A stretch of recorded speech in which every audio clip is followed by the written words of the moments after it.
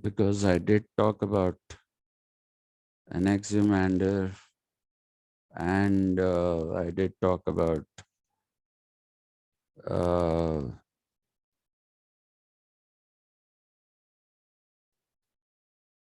uh, I did talk about uh,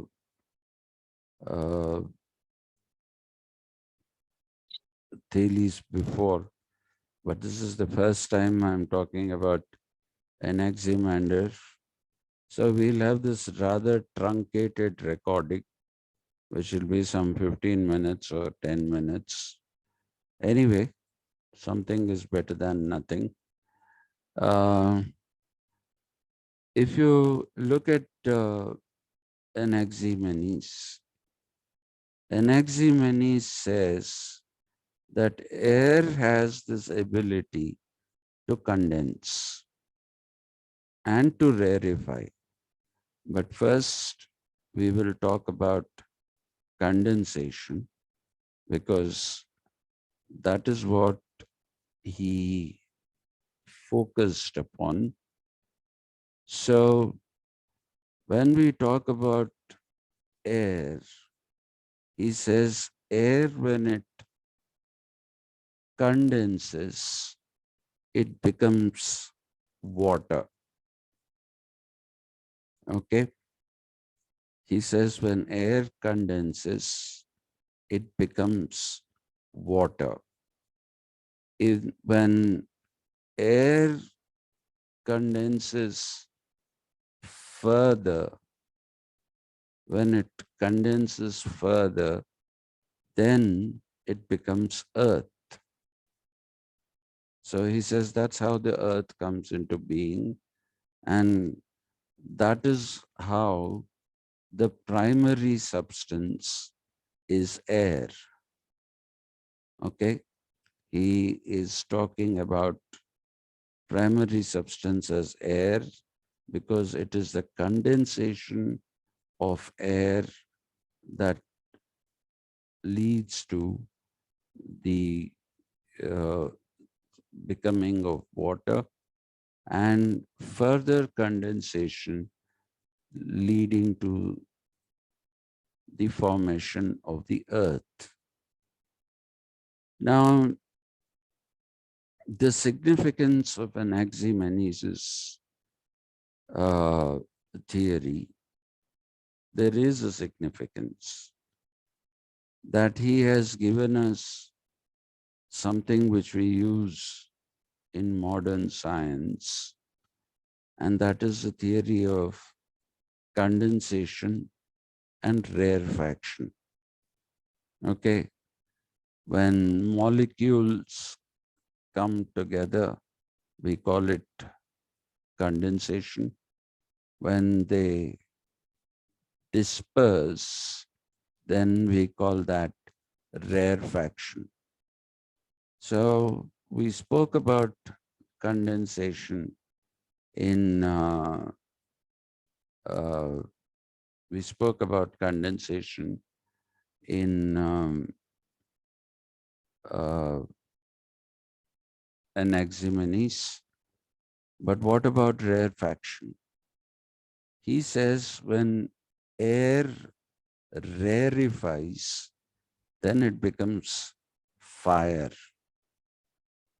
For the Greeks, fire was very important, just as it was for the ancient Indians. Ancient Indians revered fire. In fact, if you look at uh, basically, if you look at uh, uh, the whole idea of a yagam, what is it? It is worship of fire. Okay, much before idol worship came, there was worship of fire in ancient India. Okay, so similarly, the Greeks in their mythology, they basically talk about Prometheus, who brought fire from the gods to the earth. So fire has great significance. So from the point of view of Greeks and from the point of view of the Greeks in their own time, uh, there is a great significance in what Anaxemenes is saying, because rarefaction is giving birth to fire. But if you look at it, even in terms of modern science, we have theories of condensation and rarefaction. For example, if you take water and you cool it beyond 0 degrees Celsius, if you cool it beyond that, then it basically becomes uh, a solid, it becomes ice, it becomes solid. It ceases to be a liquid, water becomes ice. Now, if you boil water,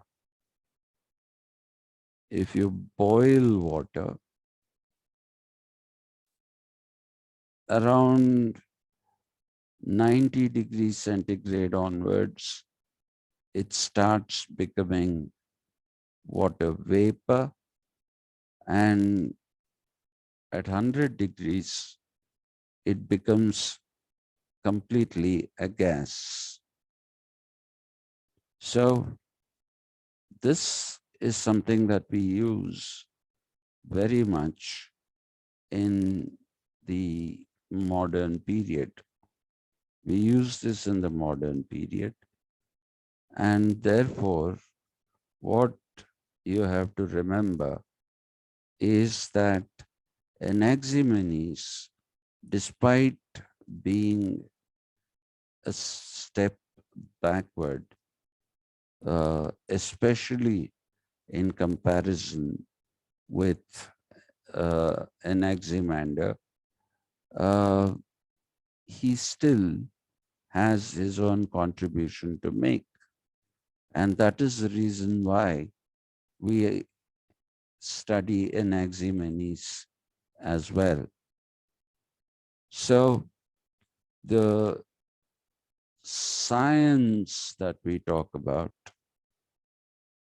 had its origins with the Milesians. The Milesians were the ones who brought science.